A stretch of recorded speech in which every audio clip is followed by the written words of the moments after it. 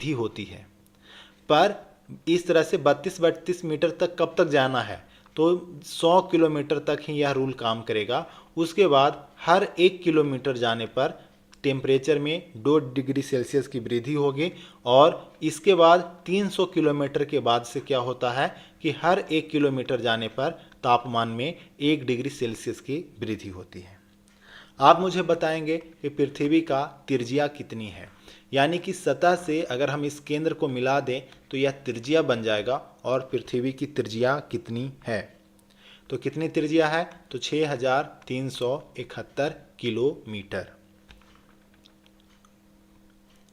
बताएंगे कि पृथ्वी की जो आंतरिक संरचना है इसका वर्गीकरण सबसे पहले कौन किए। तो आंतरिक संरचना का वर्गीकरण कौन किए, तो सही आंसर है एडवर्ड स्वेस। बताएंगे कि पृथ्वी का जो आंतरिक संरचना है उसे कितने भागों में बांटा गया है।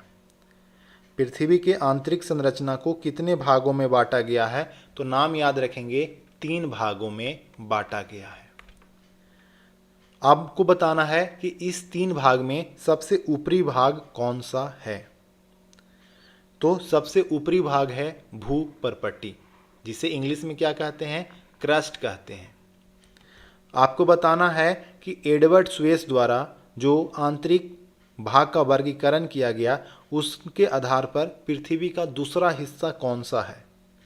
तो आंसर क्या आ जाएगा, मैंटल। बताना है आपको कि एडवर्ड स्वेस के अनुसार जो वर्गीकरण किया गया उसके अनुसार पृथ्वी का सबसे आंतरिक भाग कौन सा है। तो आंसर क्या हो जाएगा, क्रोड। इसी भूपर्पट्टी, मेंटल और क्रोड को हम लोग क्या कहते हैं, सियाल कहते हैं, सीमा कहते हैं और नीफे कहते हैं। आपको बताना क्या है कि भूपर्पट्टी जो है वह पूरे पृथ्वी का कितना प्रतिशत आयतन कवर करता है। भूपर्पट्टी पूरे पृथ्वी का कितना प्रतिशत आयतन कवर करता है, तो कितना करता है, तो 0.5 से 1%। आपको बताना है कि भूपर्पट्टी, मैंटल और क्रोड में सबसे ज़्यादा आयतन कौन कवर करता है। यानी सबसे ज़्यादा आयतन में भूपर्पट्टी है, मैंटल है या क्रोड है। तो कौन है, मैंटल। क्यों, क्योंकि मैंटल कितना है, 83%। आपको बताना है कि क्रोड जो पृथ्वी के सबसे आंतरिक भाग है वह पूरे पृथ्वी का कितना आयतन कवर करती है। तो क्रोड है जो मात्र 16% कवर करती है। आपको बताना है कि सियाल किस किस धातु से मिलकर बना हुआ है। सियाल किस किस धातु से मिलकर बना हुआ है, तो देखो नाम में ही पता चल गया, CSI और AL। SI का मतलब सिलिकॉन, AL का मतलब एल्यूमिनियम, यानी सिलिकॉन और एल्युमिनियम से। बताना है आपको कि पृथ्वी का मेंटल यानी दूसरा भाग जो सीमा से बना हुआ है, तो सीमा में किस किस धातु की प्रधानता है, यानी सीमा में कौन कौन सी धातु है। तो देखो नाम से पता चल रहा है, सीमा SI और Mg। तो SI का मतलब सिलिकॉन और Mg का मतलब मैग्नीशियम। क्लियर, यहां पर MA कर लेना, ठीक। नेक्स्ट, ये जो क्रोड है वह नीफे से बना है और नीफे में किस किस धातु की प्रधानता होती है। तो नीफे में किस धातु की प्रधानता होगी, नाम से पता चल गया, Na और Fe। Na का मतलब निकेल और Fe का मतलब फेरस यानी कि आयरन। क्लियर, चलिए नेक्स्ट। आपको बताना है कि क्रस्ट और मेंटल को अलग करने वाली रेखा कौन सी है। क्रस्ट और मेंटल को अलग करने वाली रेखा कौन सी है, तो याद नाम रखना है आपको, क्या, मोहो असंबंधता। मोहो, ये जो मोहोरोबिक हैं एक भूवैज्ञानिक हैं, तो इन्हीं के नाम पर मोहो नाम पड़ा है। आपको बताना है कि मेंटल और कोर के बीच में, मेंटल और कोर के बीच में जो डिवाइड करने का जो काम करता है वह लाइन कौन सी है। तो यह लाइन कौन सी है, इसका नाम है गुटेनबर्ग असंबद्धता। आपको बताना है कि क्रस्ट को हम लोग दो भाग में बांटे, एक है ऊपरी क्रस्ट, एक है निचली क्रस्ट। तो इन दोनों को बांटने वाला काम कौन सी लाइन, कौन सी रेखा, कौन सी असंबद्धता करता है? ऊपरी क्रस्ट और निचली क्रस्ट को बांटने का काम कौन करेगा? तो आंसर क्या हो जाएगा? कोनराड असंबद्धता। बताना है आपको कि ऊपरी मेंटल और निचली मेंटल को अलग करने का काम कौन करता है? तो ऊपरी मेंटल और निचली मेंटल को बांटने का काम रेपटी असंबद्धता करता है। साथ ही आपको बताना है कि आउटर कोर ओ लिख लीजिएगा और यहाँ पर इनर कोर कर लेंगे। बाह्य कोर और आंतरिक कोर को अलग करने का काम कौन करता है? तो कौन करता है? तो याद नाम रखेंगे लेहमैन असंबद्धता। क्लियर? देखिए 0 से 30 किलोमीटर तक कौन है? ऊपरी क्रस्ट। 30 से 200 किलोमीटर तक निचली क्रस्ट। 200 से 700 किलोमीटर तक ऊपरी मेंटल। 700 से 2900 किलोमीटर तक निचली मेंटल। 2900 से 5150 तक गुटेनबर्ग और आउटर कोर। और 5150 से 6371 तक कौन रहेगा? आंतरिक कोर। चलिए अब हम लोग जानते हैं भूपर्पट्टी के बारे में। तो बताना है कि पृथ्वी का सबसे ऊपरी परत कौन सा है? पृथ्वी का सबसे ऊपरी परत कौन सा है? तो सबसे ऊपरी परत कौन है? भूपर्पट्टी। बताना है आपको कि पृथ्वी का सबसे पतला परत कौन सा है? जो अभी हम लोग 3 पार्ट देखे थे, इन 3 पार्ट में सबसे पतला कौन सा है? तो भूपर्पट्टी ही है, क्योंकि यह 0.5 से 1% कवर करती है। आपको बताना है कि भूपर्पट्टी का घनत्व कितना है? तो भूपर्पट्टी का घनत्व कितना है? तो 3 ग्राम पर सेंटीमीटर क्यूब। उसमें भी ऊपरी क्रस्ट का घनत्व कम होगा, निचली क्रस्ट का घनत्व ज़्यादा होगा। आपको बताना है कि महाद्वीप किससे बना होता है? तो महाद्वीप ग्रेनाइट से बना होता है। महासागर किसका बना होता है? तो महासागर बेसाल्ट का बना होता है। बेसाल्ट कहने का मतलब वह सीमा का बना होता है और ग्रेनाइट सियाल का बना होता है। क्लियर? पूछा जाए कि भूपर्पट्टी पर सबसे ज़्यादा मिलने वाला तत्व कौन सा है? तो क्या नाम होगा? ऑक्सीजन। ऑक्सीजन की मात्रा कितनी है? तो 46.6%।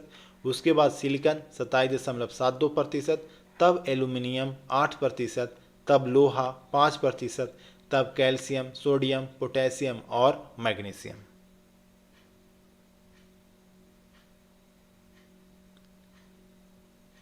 क्लियर?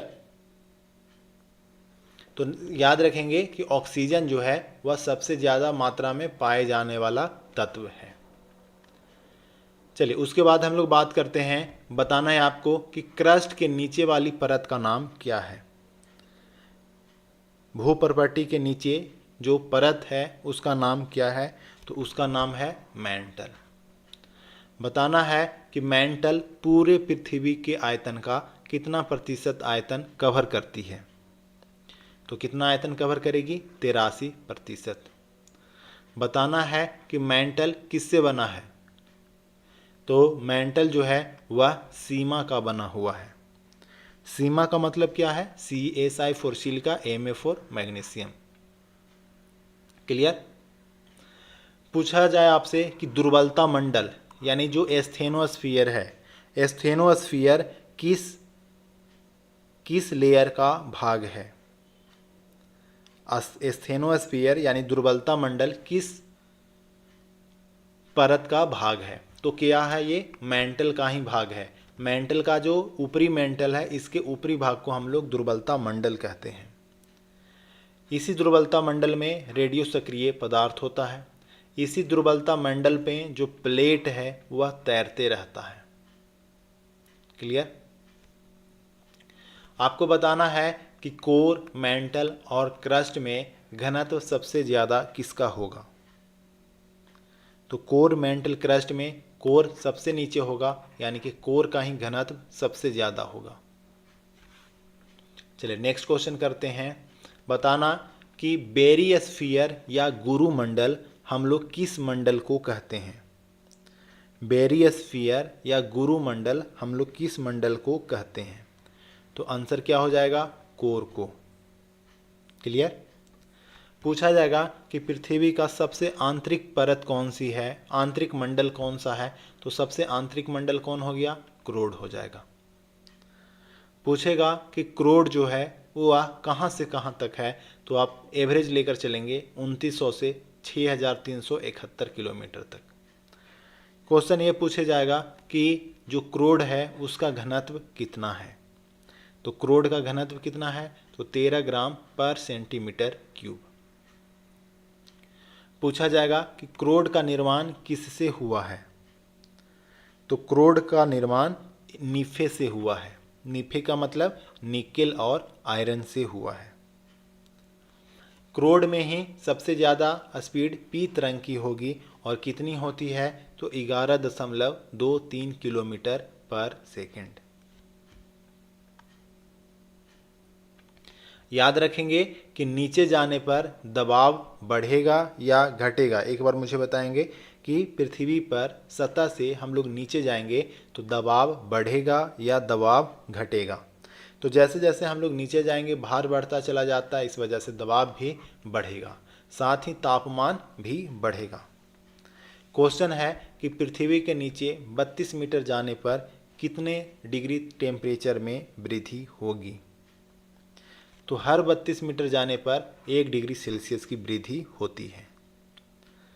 बताना है आपको कि पृथ्वी का औसत घनत्व कितना है। तो अगर हम पृथ्वी के औसत घनत्व की बात करें तो यह है 5.5 ग्राम यानी 5.5 ग्राम पर सेंटीमीटर क्यूब। चलिए अब हम लोग जान लेते हैं भूकंप के बारे में। बताना है आपको कि भूकंप आने से पहले वायुमंडल में किस गैस की मात्रा बढ़ जाती है? तो भूकंप आने से पहले किस गैस की मात्रा बढ़ जाएगी? तो रेडॉन गैस की मात्रा बढ़ जाएगी। भूकंप क्या है? तो पृथ्वी का कंपन है। भूकंप का अध्ययन क्या कहलाता है? बताएंगे भूकंप का अध्ययन क्या कहलाता है? तो भूकंप का अध्ययन सिस्मोलॉजी कहलाता है।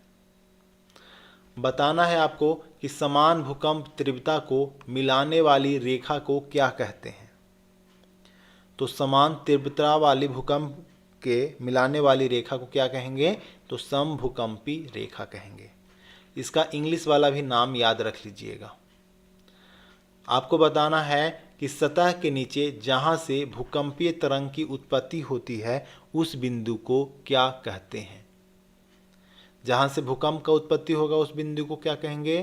तो उसे कहेंगे भूकंप मूल यानी कि फोकस। बताना है आपको कि सतह पर वह बिंदु जहां भूकंपीय तरंग सबसे पहले महसूस की जाती है उस बिंदु को हम लोग क्या कहते हैं? जहां पर सबसे पहले महसूस होगा, तो सबसे पहले महसूस होगा उस जगह को हम लोग अधिकेंद्र या फिर ईपी सेंटर कहेंगे। क्लियर? आपको बताना है कि रिक्टर स्केल में जो ये नंबर लिखा होता है वह कहाँ से कहाँ तक लिखा होता है? तो याद रखेंगे रिक्टर स्केल में 0 से 10 तक लिखा होता है। बताना है कि रिक्टर स्केल में एक अंक बढ़ने पर तीव्रता कितनी गुना बढ़ जाती है? एक अंक बढ़ा तो तीव्रता कितना बढ़ जाएगा? 10 गुना। बताना है आपको कि रिक्टर स्केल में एक अंक बढ़ने पर ऊर्जा में कितने क्या वृद्धि होता है? ऊर्जा कितने गुना हो जाएगी? तो कितने गुना? तो याद रखेंगे 32 गुना। क्लियर? चलिए फिर हम लोग भूकंपीय तरंग के बारे में जाने। तो आपको बताना है भूकंपीय तरंग 3 प्रकार के होंगे, प्राथमिक तरंग, द्वितीय तरंग और धरातलीय तरंग। तो आपको बताना है पहला क्वेश्चन कि भूकंपीय तरंग के उत्पत्ति के समय कौन कौन से तरंग उत्पन्न होते हैं? जैसे है 3 तरंग, पी तरंग, एस तरंग और एल तरंग। तो उत्पत्ति के समय कौन सा तरंग उत्पन्न होता है? तो केवल प्राथमिक तरंग और द्वितीयक तरंग। धरातलीय तरंग या फिर जो एल वेव है वह कहाँ उत्पन्न होता है, तो वह उत्पन्न होता है धरातल पर। तो पी और एस दोनों उत्पन्न होगा। आपको बताना है कि प्राथमिक तरंग का खोजकर्ता कौन है। प्राथमिक तरंग की खोजकर्ता कौन है, तो आंसर क्या हो जाएगा, कोनराड महोदय। बताना है आपको कि प्राथमिक तरंग के तरंगों की गति किसके समान होती है। प्राथमिक तरंग के तरंगों की गति किसके समान होती है, ध्वनि के समान या प्रकाश के समान। तो किसके समान होगा प्राथमिक तरंग, तो याद रखेंगे ध्वनि के जैसा। ध्वनि के जैसा क्यों, क्योंकि इसमें भी तरंग की गति करने की जो दिशा है, कंपन की जो दिशा है, तरंग के दिशा के समानांतर होती है। आपको बताना है कि कौन सा तरंग है जो ठोस में भी, द्रव में भी और गैस तीनों अवस्था में संचरण करता है। तो तीनों अवस्था में चलने वाला एकमात्र है प्राथमिक तरंग। आपको बताना है कि कौन सा तरंग सतह पर सबसे पहले पहुंचता है। कौन सा तरंग सतह पर सबसे पहले पहुंचता है, तो कौन सा तरंग है, प्राथमिक तरंग। आपको बताना है तीनों तरंग, पी तरंग, एस तरंग और एल तरंग में सबसे ज़्यादा गति किसका है, तो सर्वाधिक गति किसका है, पी तरंग का। आपको बताना है कि पी तरंग का छाया क्षेत्र कितना है। पी तरंग का छाया क्षेत्र कितना है, तो 105 डिग्री से 145 डिग्री तक। क्लियर। चलिए नेक्स्ट बताना है आपको कि द्वितीय तरंग, जिसे हम लोग एस वेव्स कहते हैं, एस वेव के खोजकर्ता कौन है। एस वेव का पता कौन लगाए थे, तो नाम याद रखेंगे जेफरीज। कौन लगाए थे, जेफरीज ने। आपको बताना है कि द्वितीय तरंग का छाया क्षेत्र कितना है। तो द्वितीय तरंग का जो छाया क्षेत्र है वह 105 डिग्री से कहाँ तक है, 105 डिग्री तक है। आपको बताना है कि जो द्वितीय तरंग है वह किस माध्यम में केवल गति करती है। द्वितीय तरंग केवल किस माध्यम में गति करती है, तो केवल और केवल यह ठोस में गति करती है। अगर चल रहा हो और रास्ते में पानी मिल जाए तो यह नदी पार नहीं हो पाएगा। आपको बताना है कि द्वितीय तरंग किस तरंग के समान कंपन करेगी। तो किसके समान द्वितीय तरंग गति करेगी, तो प्रकाश तरंग के जैसा, या फिर आप कह सकते हैं अनुप्रस्थ तरंग के जैसा। आपको बताना है कि धरातलीय तरंग के खोजकर्ता कौन है। धरातलीय तरंग के खोजकर्ता कौन है, तो नाम याद रखेंगे HD लव। ये लव LOVE है, एल से स्टार्ट होता है, इसलिए इसे एल वेव भी कहते हैं। आपको बताना है कि किस तरंग की गति सबसे कम होती है। किस तरंग की गति सबसे कम होती है, तो सबसे कम गति एल वेव की होती है। आपको बताना है कि कौन सा तरंग सर्वाधिक विनाशकारी होता है। कौन सा तरंग सर्वाधिक विनाशकारी होता है, तो सर्वाधिक विनाशकारी एल वेव ही होता है। क्लियर। चलिए आपको बताना है कि दुनिया में सबसे ज़्यादा भूकंप किस क्षेत्र में आते हैं। दुनिया में सबसे ज़्यादा भूकंप किस क्षेत्र में आते हैं, तो आपको क्या कहना है, परिप्रशांत पेटी में। बताना है आपको कि रिंग ऑफ फायर के नाम से किसे जाना जाता है। रिंग ऑफ फायर के नाम से किसे जाना जाता है, तो क्या हो जाएगा, परिप्रशांत पेटी। सबसे ज़्यादा भूकंप क्यों आता है, कि आने का आया तो कैसे जाने, क्योंकि यहाँ पर 63% भूकंप यहीं पर आता है। चलिए बताएंगे कि भारत में भूकंप के जोन के लिए कितना जोन बना है, या फिर भारत को कुल कितने भूकंपीय जोन में बांटा गया है।